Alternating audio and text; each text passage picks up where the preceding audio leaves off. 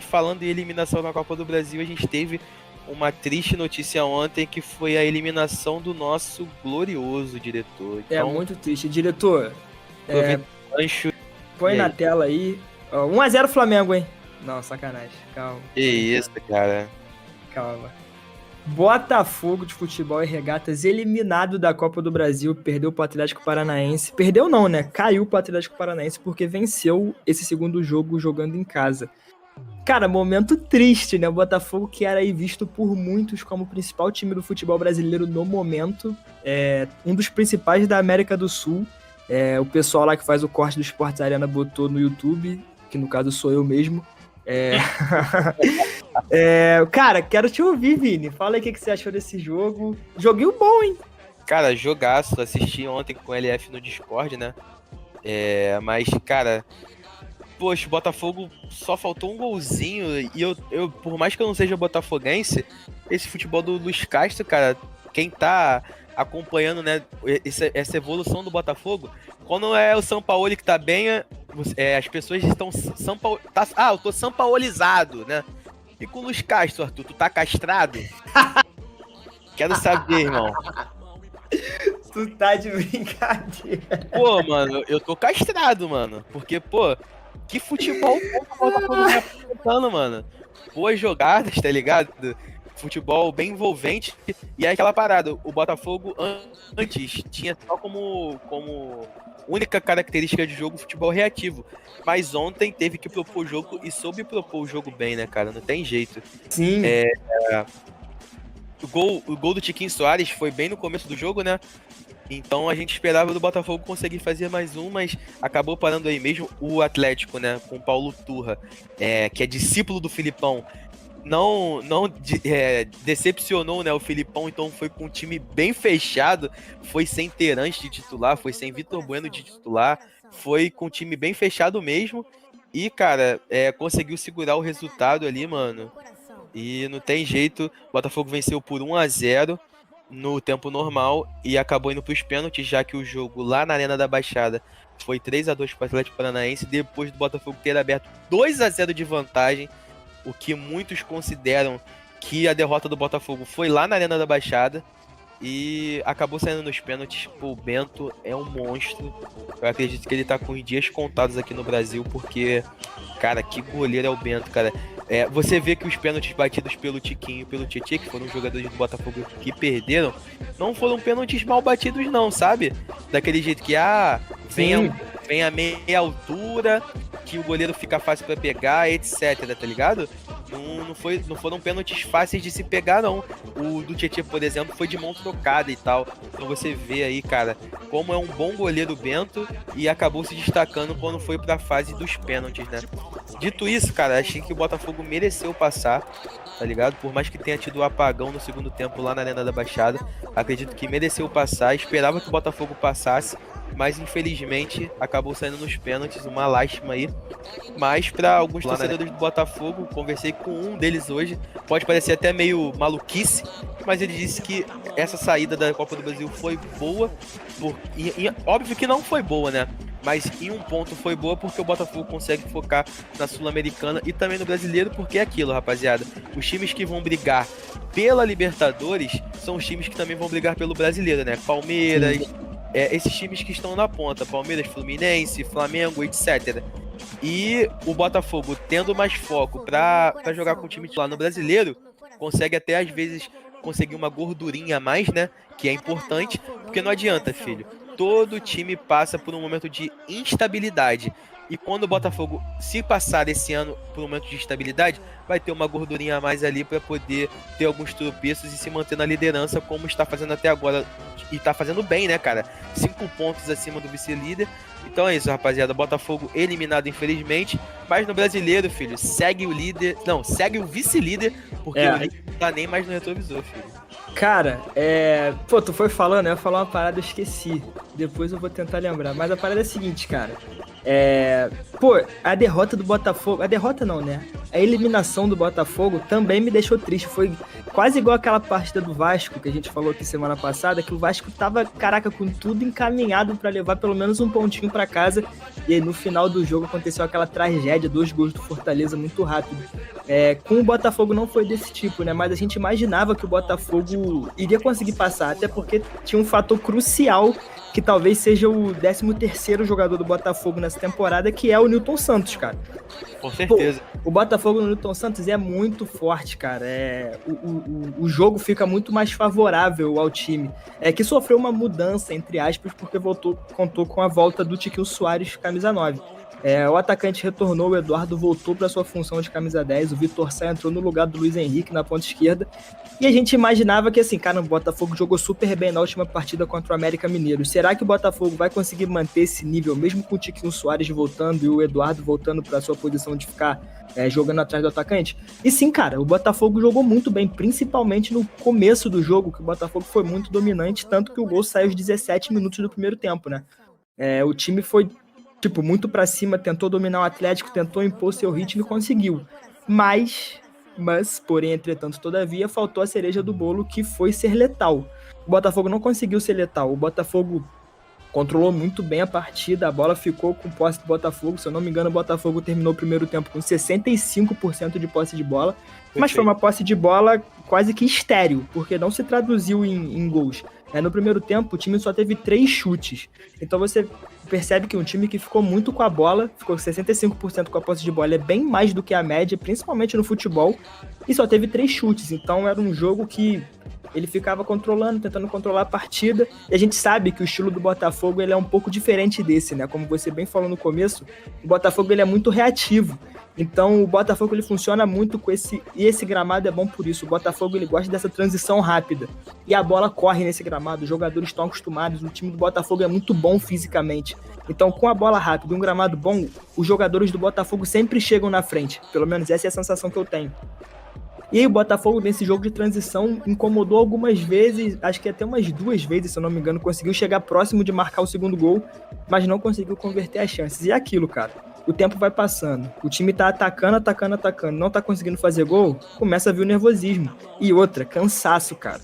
O jogo muito físico, jogo de oitavas, segundo jogo, eliminação, ninguém vai ficar se segurando, ninguém vai ficar tirando o pé, todo mundo vai entrar igual maluco desde o primeiro tempo, irmão. Chegou no 95, chegou no acréscimo, o jogador não aguenta mais andar, tanto que o Eduardo saiu e o Vitor Sá saiu também, né? O Luiz Henrique entrou, e quem entrou no lugar do Eduardo, eu esqueci o nome agora, se alguém puder me lembrar. O Lucas Fernandes, se eu não me engano. Perfeito, acho que foi sim. E eu acho que é isso, o jogador ele sente muito, tanto física quanto mentalmente, né?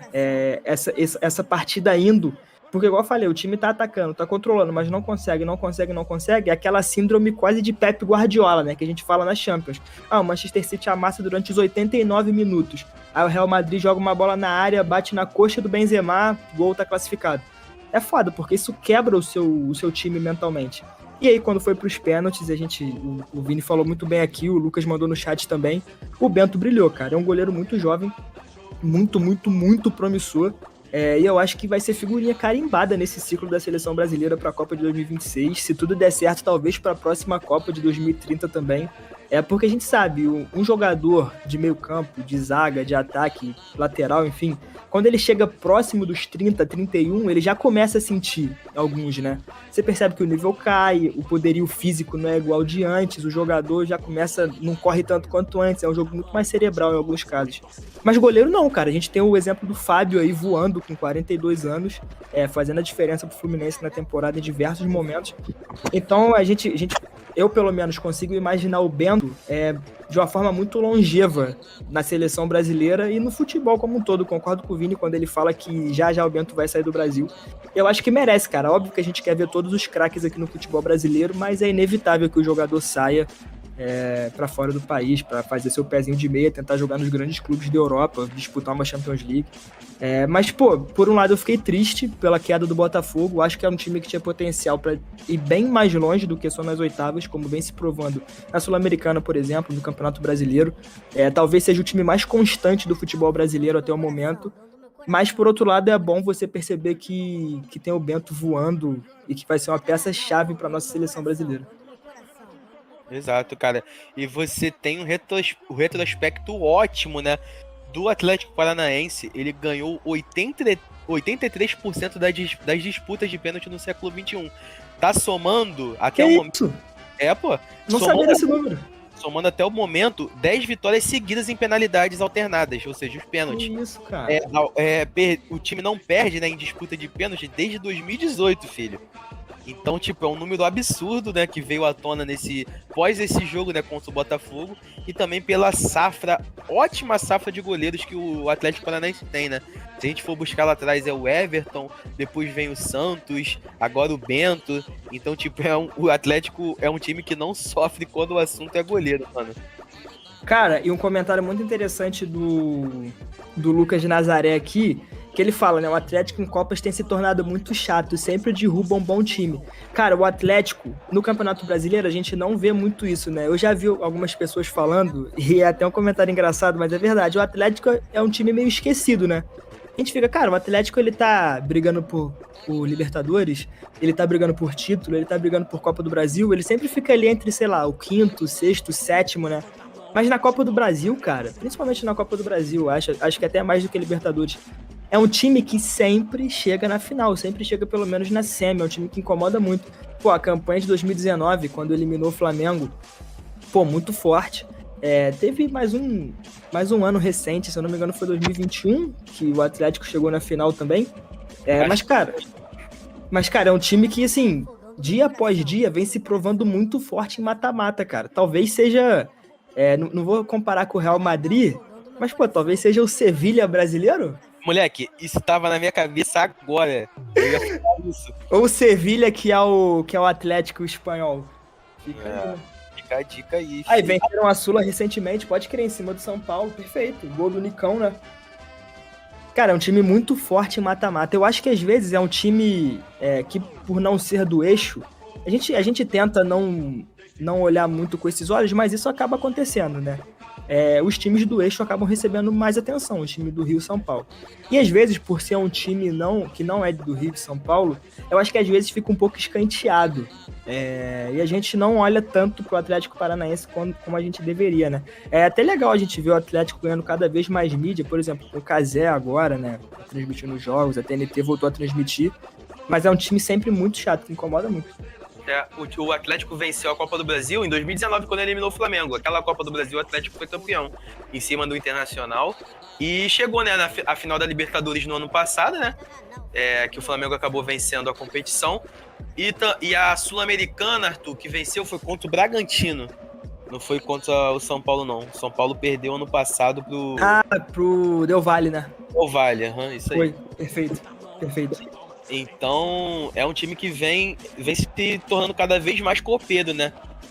Porque foi como você disse, o Campeonato Brasileiro sempre fica ali nos seus meados e tal, né? No meio ali de tabela, 7º, 8º colocado, pré-Libertadores ou até uma Libertadores direta, mas nas Copas sempre se projeta muito bem o Atlético Paranaense.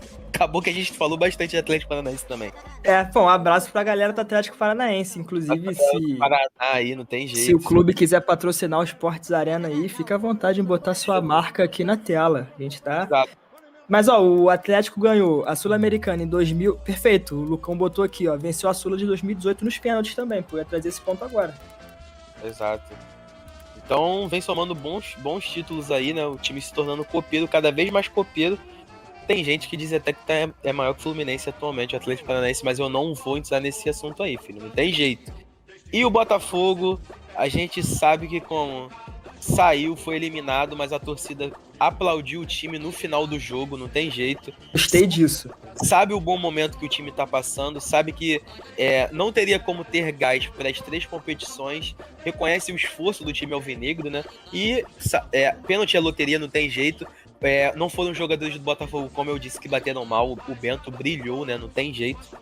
E o Botafogo, por ironia do destino, né? Pega o próprio Atlético Paranaense lá na Arena da Baixada novamente pela Série A do Brasileiro, dia 3, sábado, 6h30 da noite. E tomara que vença, né? Esse jogo se vingue do Atlético Paranaense e consiga se manter na liderança do Campeonato Brasileiro, né? Foi o que a gente falou aqui. Eu acho que se a gente for olhar o desempenho da partida e não só o resultado, o Botafogo não apresentou alguma coisa péssima. O Botafogo perdeu. Pra mim foi uma eliminação circunstancial, cara. Algo normal do futebol. O que acontece? Eu acho que tô 100% com você nesse sentido de que foi muito mais de mérito do Atlético do que de mérito do Botafogo, tá ligado? Sim. Eu acho que o Botafogo ainda continua sendo um dos principais times do Brasil, estando ou não na Copa do Brasil. Se foi eliminado na Sul-Americana, beleza. Estando ou não na Sul-Americana. Eu acho que o time ainda vai se provar muito forte durante essa temporada, né? Eu falei isso do Fluminense aqui no programa, o Fluminense tá 4 jogos sem vencer. Mas Botafogo, eu torço por você, cara. Papo reto. Muitos comentários aqui, hein? Muitos comentários. O Lucas Nazaré botou. Eu lembro há uns anos atrás, quando mudaram a logo do Atlético e teve uma mudança lá, e o que foi falado pelo presidente foi que em 2025 o planejamento era vencer o Mundial. Foi meio que alvo de piada, mas eles só crescem conforme passam os anos. É verdade. O Atlético Paranaense eu enxergo como um clube muito frio, né? Um clube muito sério, que faz o que tem que ser feito, mas que consegue os resultados. O nosso diretor botou aqui: Esportes Arena transmitindo o jogo do Furacão. Já pensou? Cara, só... Gente, façam a ligação pro dono da Belo Chips que ele resolve tudo. Se aquela marca de colchão patrocinar a gente, filha, não tem jeito. Pô. Cara, eu quero patrocínio das duas. Eu já falei isso aqui, já deixei claro a minha vontade. Aquele merchanzinho de começo, né? Tá com a live. Você quer ter um sono bom? Vem com a... Não vou falar o nome. Você quer ter um sono bom depois de ter 3 greens seguidos? Vem. Chips. Perfeito. Ai, caraca. Mas,